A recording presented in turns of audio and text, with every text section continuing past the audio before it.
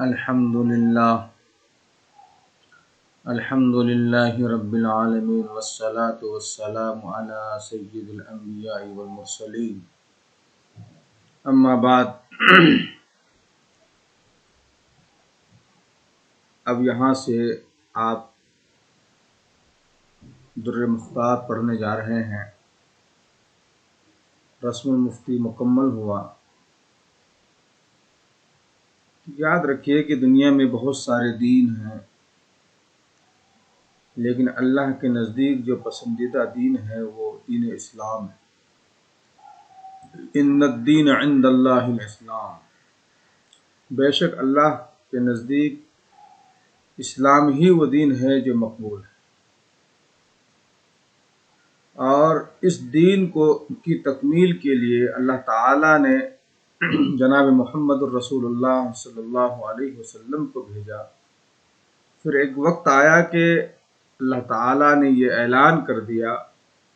الیوم اکملت لکم دینکم واتممت علیکم نعمتی ورضیت لکم الاسلام دینا۔ یہ دین آج مکمل ہو گیا، اب اس پر راضی رہو، اب اس کے بعد کوئی اور دین آنے والا نہیں ہے۔ تو آپ حضرات شروع سے ما لا بد منہ، مختصر القدوری، ہدایہ، دیگر کتابیں آپ نے پڑھی، اصول کی اور فقہ کی۔ کیونکہ آپ حضرات درس افتاء میں ہیں، اور درس افتاء میں فقہ سے اور مسائل سے آپ کا واسطہ زیادہ ہے۔ جس معاشرے میں ہم رہتے ہیں، ان معاشرے میں کیا چیزیں رائج ہیں، ان کا فیصلہ کیسے کرنا چاہیے، ان کا ماخذ کیا ہونا چاہیے، ان چیزوں سے ہر ایک مفتی کو واقف ہونا ضروری ہے۔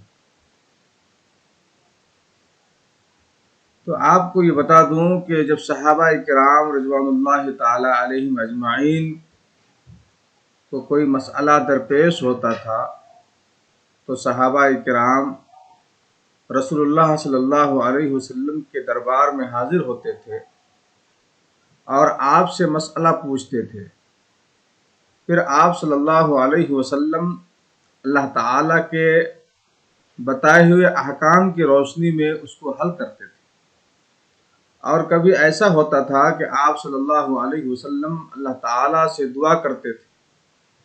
پھر اللہ تعالیٰ کی طرف سے جبرائیل امین کے واسطے سے وہ حکم آپ کو مل جاتا تھا، اور پھر آپ اس مسئلے کو حل فرما دیتے تھے۔ کبھی اللہ تعالیٰ اپنا خاص لطف فرما کر اس مسئلے کو آپ صلی اللہ علیہ وسلم کے دل پر اس کا القاء فرما دیتے تھے۔ چنانچہ یہ بات بلا شک یہ بات کہی جا سکتی ہے کہ حضور نبی کریم صلی اللہ علیہ وسلم کے مقدس دور میں ہی علم فقہ کا آغاز ہو چکا تھا۔ صحابہ کرام رضوان اللہ تعالی علیہم اجمعین جب مسائل پیش کرتے اور آپ صلی اللہ علیہ وسلم وحی الہی کی روشنی میں انہیں حل فرمایا کرتے تھے، تو اس سے یہ بات ثابت ہو گئی کہ اس کا آغاز اللہ کے نبی صلی اللہ علیہ وسلم کے دور میں ہی ہو گیا تھا۔ اسی لیے اللہ تعالیٰ نے قرآن مجید میں فرمایا، فَإِن تَنَازَعْتُمْ فِي شَيْءٍ فَرُدُّوهُ إِلَى اللَّهِ وَالرَّسُولِ إِن كُنتُمْ تُؤْمِنُونَ بِاللَّهِ وَالْيَوْمِ الْآخِرِ ذَلِكَ خَيْرٌ وَأَحْسَنُ تَأْوِيلًا، کہ اگر تمہارے درمیان آپس میں اختلاف ہو جائے تو تم اپنے اختلاف کو اللہ اور اس کے رسول کی جانب لوٹا دو، اگر تم اللہ پر ایمان رکھتے ہو، یہی تمہارے لیے بہتر ہے۔ تو جب کسی مسئلے میں ایسا ہو جائے تو ہمیں یہی طریقہ اختیار کرنا چاہیے، اور اللہ کے نبی صلی اللہ علیہ وسلم کے خلفاء راشدین اور دیگر تربیت یافتگان نے بھی اسی طریقوں کو اختیار فرمایا۔ اسی لیے آپ صلی اللہ علیہ وسلم کا ارشاد ہے، ترکت فیکم امرین لن تضلوا ما تمسکتم بہما کتاب اللہ و سنتی، میں تمہارے درمیان دو چیزوں کو چھوڑ کر جا رہا ہوں، اگر تم نے ان دونوں چیزوں کو مضبوطی سے تھامے رکھا تو انشاءاللہ تم گمراہ نہیں ہوگے، راہیاب رہو گے۔ اور اسی طریقے سے اللہ تعالیٰ نے فرمایا لقد کان لکم فی رسول اللہ اسوۃ حسنہ، کہ اگر تم نے اللہ کے نبی صلی اللہ علیہ وسلم کے اسوہ حسنہ پر عمل کر لیا تو انشاءاللہ دنیا کے تمام چیلنجز کو آپ قبول کر سکتے ہیں اور اس کا جواب بھی آپ دے سکتے ہیں۔ چنانچہ یہی وجہ ہے کہ آپ صلی اللہ علیہ وسلم کے بعد خلیفہ امیر المومنین حضرت ابوبکر صدیق رضی اللہ تعالی عنہ، حضرت عمر فاروق رضی اللہ تعالی عنہ کا طرز عمل اسی کے مطابق رہا ہے۔ انہوں نے اسی طریقے پر مسئلے کو حل فرمایا کہ جب صدیق اکبر کے پاس کوئی مسئلہ پیش ہوتا تو آپ کتاب اللہ میں غور فرماتے، اگر وہاں پا لیتے تو اس کے مطابق فیصلہ کر دیتے، اگر وہ بات وہاں نہیں ملتی ہے تو اسے رسول اللہ صلی اللہ علیہ وسلم کے عمل میں دیکھتے اور وہاں سے فیصلہ فرما دیتے۔ اگر وہاں وہ بات نہ ملتی تو آپ پھر اس مسئلے کو لوگوں سے پوچھتے کہ تمہیں معلوم ہے کہ رسول اللہ صلی اللہ علیہ وسلم نے اس مسئلے میں کیا فیصلہ کیا تھا؟ تو کبھی ایسا ہوتا کہ لوگ کھڑے ہو کر عرض کرتے کہ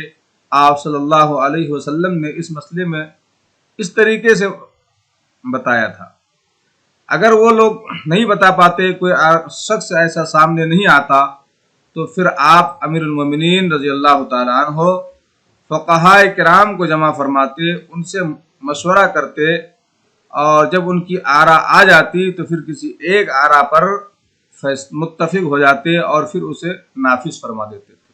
یہ طریقہ کار تھا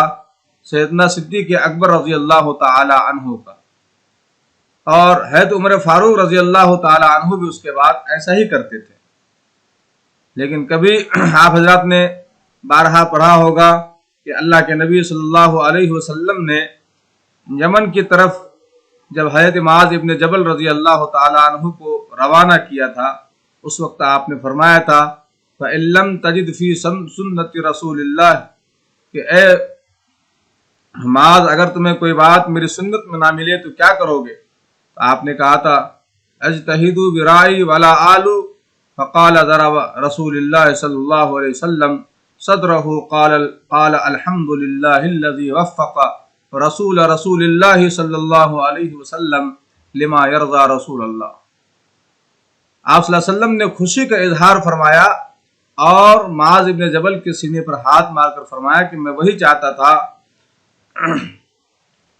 جس کے مطابق تم نے جواب دیا ہے۔ تو آپ حضرات نے جو ہے یہ چیزیں پڑھی ہیں کہ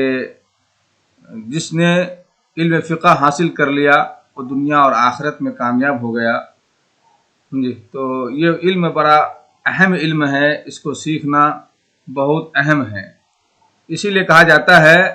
کہ تمام فقہ کے علم کو 6 صحابہ کرام میں جو ہے منضبط ہو گئے تھے، یعنی تمام صحابہ میں جو علم تھا وہ علم کو اللہ تعالیٰ نے 6 صحابہ کرام کے درمیان سمیٹ دیا تھا۔ ان میں سے ایک حضرت ابوبکر صدیق ہیں، دوسرے حضرت عمر فاروق رضی اللہ تعالیٰ عنہ ہیں،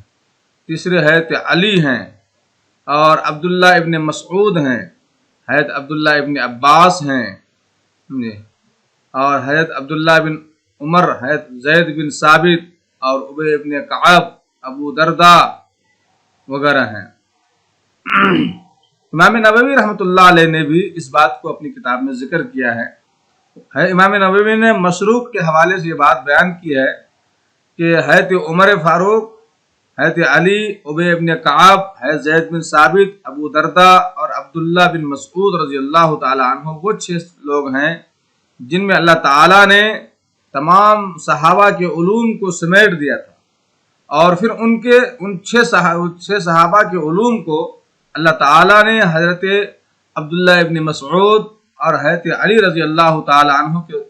سینے میں راسخ کر دیا تھا، ان کے سینے میں ان علوم کو محفوظ فرما دیا تھا۔ یہی وجہ ہے کہ اللہ تعالیٰ نے آپ سے بڑا کام لیا ہے۔ جب کیا کہتے ہیں کہ ہر ایک جب عبداللہ ابن مسعود جب عمر فاروق رضی اللہ تعالیٰ عنہ مسند خلافت پر آئے تو مسند خلافت پر آنے کے بعد حضرت عمر فاروق رضی اللہ تعالی عنہ نے سن 20 ہجری میں عبداللہ ابن مسعود کو کوفہ روانہ فرما دیا تھا تاکہ وہاں کے باشندوں کو قرآن و سنت اور فقہ کی تعلیم دیں۔ جب آپ ابن مسعود وہاں پہنچے ہیں، آپ نے بہت کوششوں کے بعد وہاں پر ایک جماعت تیار کی، فقہا اور محدثین کی، اور علم دین سے لوگوں کو آراستہ کیا۔ اور کچھ سالوں کے بعد جب حضرت علی رضی اللہ تعالیٰ عنہ کوفہ تشریف لے گئے تو حضرت ابن مسعود رضی اللہ تعالیٰ عنہ کے شاگردوں کی ایک جمع غفیر نے شہر سے باہر نکل کر حضرت علی رضی اللہ تعالیٰ عنہ کا والہانہ استقبال کیا، تو فقہا کے اس عظیم الشان حلقے کو دیکھ کر حضرت علی رضی اللہ تعالیٰ عنہ نے فرمایا اللہ تعالیٰ ابن مسعود پر رحم فرمائے کہ انہوں نے شہر کوفہ کو علم سے بھر دیا۔ پھر حضرت علی کا سینہ بھی تو ویسا ہی تھا، پھر انہوں نے اس باغ کو اور بھی سینچا، اور پھر یہ باغ سر و سیراب ہوا، ایک طرف ابن مسعود کے علم سے اور دوسری طرف حضرت علی رضی اللہ تعالی عنہ کے علم سے۔ یہ ایسا شہر سینچا گیا کہ یہ علم و فضل کا مرکز بن گیا، اور پھر علم کا یہ سلسلہ نسل در نسل آگے بڑھتا رہا، یہاں تک کہ عبداللہ ابن مسعود سے آپ کے شاگرد رشید حضرت علقمہ، ان سے ان کے بھانجے حضرت ابراہیم نخعی، اور ان سے نامور عالم دین حضرت حماد بن مسلم، اور ان سے امام الائمہ حضرت امام اعظم ابو حنیفہ رحمۃ اللہ علیہ کا سینہ اس علم سے بہراور ہوا۔ اور 1920 میں اپنے استاد گرامی حضرت حماد کے انتقال کے بعد اس کے درس مسند دعوت اور مسند تدریس پر اور مسند فقہ پر آپ فائز ہوئے، تو آپ نے اپنی لگن سے اور اپنی محنت سے جو ہے اس کو سینچا، اور یہاں تک کہ دنیا میں اللہ تعالیٰ نے امام اعظم ابو حنیفہ رحمۃ اللہ علیہ کا نام روشن فرمایا۔ اسی لیے کسی نے کہا ہے الفقہ زرع ابن مسعود وعلقمۃ سقاہ وحسادہ ابراہیم محمد دواس نعمان طاحنہ یعقوب آجنہ محمد خابز واکل الناس۔ سمجھے؟ الفقہ یعنی فقہ جو ہے، زرع ابن مسعود، ابن مسعود نے فقہ کے کھیت میں بیج ڈالا، وعلقمۃ سقاہ، اور حضرت علقمہ نے اس کھیتی کو پانی دیا، سیراب کیا اس کو، حسادہ ابراہیم، اور ابراہیم نے اس کی کٹائی کی، اس کو کاٹا، حماد دواس، اور حماد نے اس کی دونی کی۔ ہمارے یہاں کے بہار کی زبان میں اس کو دونی کہتے ہیں، کہ جب اناج کاٹ کر لایا جاتا ہے تو اسے رکھ دیا جاتا ہے، اور بیچ میں ایک کھوٹا گاڑ دیا جاتا ہے، اور بیل کے ذریعے سے اس کو گھما جاتا ہے تاکہ تمام اناج جو ہے نکل جائے، اس کو دونی کہتے ہیں۔ کہتے ہیں حماد و دواس، کہ اسے حماد نے اس کی دونی کی۔ امام ابو حنیفہ نعمان طاحنہ، اور امام ابو حنیفہ رحمۃ اللہ علیہ نے اس کو پیسا، یعقوب آجنہ، اور امام ابو یوسف رحمۃ اللہ علیہ نے اس آٹے کو گوندھا، محمد خابز، اور امام محمد رحمۃ اللہ علیہ نے اس کی روٹی پکائی، وہ اکل الناس، اور لوگوں نے اس کو کھایا اور اسی سے فائدہ اٹھا رہے ہیں، اور یہ فقہ آج بھی چل رہا ہے پوری دنیا میں، یہ رائج ہے۔ دور صحابہ کے اختتام کے بعد سے لے کر آج تک یہ چیزیں جاری اور ساری ہے۔ امام اعظم ابو حنیفہ رحمۃ اللہ علیہ نے اپنے فقہ کی تدوین میں جو کارنامے انجام دیے ہیں، میں اس کے تعلق سے آپ حضرات کو شروع میں وہ تمام باتیں بتا چکا ہوں کہ آپ کے ساتھ وہ 40 فقہاء کرام کون تھے، اور ان کے کیا کیا نام تھے، طبقات کیا تھے، یہ تمام چیزیں، مبادیات جب میں نے آپ حضرات کو لکھایا تھا اسی وقت یہ تمام چیزیں آپ کے سامنے آ گئی تھی، آپ کے پاس اس کی کاپی بھی موجود ہوگی، آپ وہاں پر جو ہے کہ مراجعت کر لیجئے۔ اب آپ پڑھنے جا رہے ہیں در مختار، تو اس کے تعلق سے کچھ باتیں آپ کو بتا دوں کہ اس کتاب اس کا جو ہے اصل میں ہے یہ ہے تنویر الابصار، جو علامہ تمرتاشی رحمۃ اللہ علیہ کی لکھی ہوئی ہے۔ علامہ تمرتاشی رحمۃ اللہ علیہ کا نام کیا ہے؟ پہلے ان کا نام بھی آپ یاد کیجئے کہ آپ کا نام جو ہے شیخ الاسلام شمس الدین محمد بن عبداللہ بن احمد خطیب بن محمد خطیب بن ابراہیم خطیب ابن الخلیل التمرتاشی الغزی الحنفی ہے۔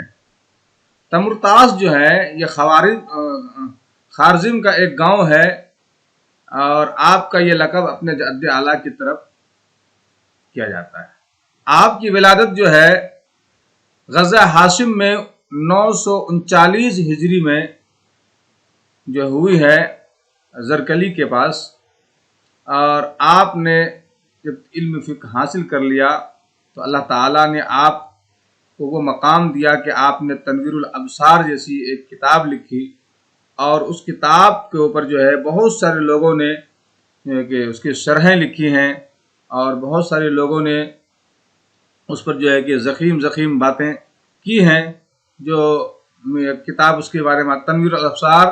و جامع البحار، یہ فقہ کا متن ہے جس سے علامہ تمرتاشی نے ایک جلد میں تحریر کیا ہے۔ جی اسی طریقے سے آپ کی کتاب ہے منہ الغفار شرح تنویر الابصار۔ یہ مصنف نے بذات خود 2 جلدوں میں اپنے متن کی شرح کی۔ اس کے کئی سارے شروحات ہیں، بہت سارے شروحات وہ ہیں جو مخطوطے کی شکل میں موجود ہیں، اور بہت ساری چھپ رہی ہیں، اور بہت ساری نایاب بھی ہیں۔ اور دراصل یاد رکھیے کہ اس پہ جو شرح لکھی ہے تنویر الابصار کی، سب سے پہلی کتاب کا نام کیا ہے؟ تنویر الابصار، اور تنویر الابصار کی جو شرح ہے اس کا نام ہے در مختار، جو علاء الدین حسکفی رحمۃ اللہ علیہ کی لکھی ہوئی ہے۔ علامہ حسکفی رحمۃ اللہ علیہ کا نام کیا ہے؟ علامہ حسکفی کا پورا نام یوں ہے: علاء الدین محمد بن علی بن محمد بن علی بن عبد الرحمن محمد جمال الدین بن حسن بن زین العابدین الحسنی العصری الدمشقی الحنفی، اور معروف ہیں آپ علاء الدین حسکفی کے نام سے۔ آپ کی پیدائش 1025 میں دمشق میں ہوئی ہے۔ آپ بھی اپنے زمانے کے مایہ ناز علماء میں آپ کا شمار ہوتا ہے۔ آپ نے خیر الدین رملی رحمۃ اللہ علیہ کی بھی شاگردی حاصل کی ہے، اور آپ نے اخیر زمانے میں مدینہ منورہ گئے اور وہاں کے علماء سے بھی آپ نے استفادہ کیا۔ پھر اللہ تعالیٰ نے آپ کو بڑا مقام دیا، اور اسی کی وجہ یہ ہے کہ اللہ تعالیٰ نے آپ سے اتنا بڑا کام لیا کہ آپ نے تنویر الابصار کی شرح الدر المختار کے نام سے لکھی۔ یہ دنیا میں اللہ تعالیٰ نے اس کو ایک شرف قبولیت سے نوازا ہے۔ تو در مختار پر ایک شرح ہے، تنویر الابصار کی شرح در مختار، اور در مختار پر جو ہے حاشیہ ہے جو ابن عابدین شامی رحمۃ اللہ علیہ کی ہے۔ ابن عابدین شامی رحمۃ اللہ علیہ کا نام کیا ہے؟ محمد امین بن عمر بن عبد العزیز بن احمد بن عبد الرحیم بن نجیم بن صلاح الدین، اور آپ معروف ہیں ابن عابدین کے نام سے۔ آپ کی ولادت 1198 ہجری میں ہوئی ہے، اور آپ دمشق کے رہنے والے تھے۔ سادات گھرانے سے آپ کا تعلق تھا، اور آپ کے بارے میں کہا جاتا ہے کہ آپ کا نسل جو ہے حضرت امام حسین رضی اللہ تعالی عنہ سے جا کر کے ملتا ہے۔ اور وجہ عابدین جو آپ کو کہا جاتا ہے ابن عابدین، آپ معروف ہیں، اس کی وجہ یہ ہے کہ آپ کے جد اعلیٰ صلاح الدین اپنی کثرت عبادت کی وجہ سے لوگوں میں اتنے مشہور ہو گئے تھے کہ لوگ آپ کو عابد کے نام سے مشہور کرتے تھے۔ اسی وجہ سے آپ عابدین کی طرف جو ہے اپنی نسبت کرتے ہیں۔ تو آپ کو ہم نے 3 باتیں بتائی۔ ایک ہے تنویر الابصار، اس کی شرح ہے در مختار، اس پر حاشیہ ہے رد المختار، یعنی حیرت انگیز واپسی، حیرت انگیز باتیں اس کے اندر لکھی گئی ہے، جس کی وجہ سے اس کو اس نام سے یاد کیا جاتا ہے کہ اللہ تعالیٰ نے اتنا بڑا کام ان لوگوں سے لیا ہے،